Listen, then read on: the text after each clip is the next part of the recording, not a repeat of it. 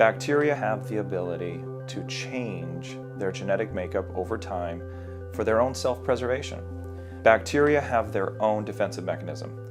They produce something called a peptidoglycan layer.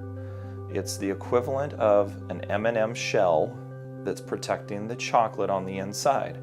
Now, one of the other elements that bacteria are very, very good at making, and that is something called a biofilm.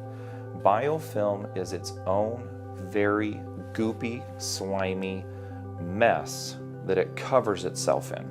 So what's now starting to happen is we are finding that once very useful antibacterial medications are no longer effective at all.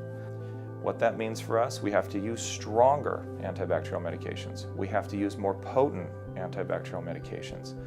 That comes at a cost to our own bodies. Melaleuca has the ability to come in and start to modify that sludge and remove it so that the oregano can get to the bacteria. And in oregano, there's a product called carvacrol. Carvacrol will bind to that peptidoglycan and it punctures a little hole in there. Once that hole opens, you start to get a passing of ions back and forth. What that does to the bacteria is it allows it to lyse. It means burst open. And we've now accomplished something very dramatic, and that is by doing nothing more than using two simple little plant-based essential oils, you have created a very effective antibacterial solution.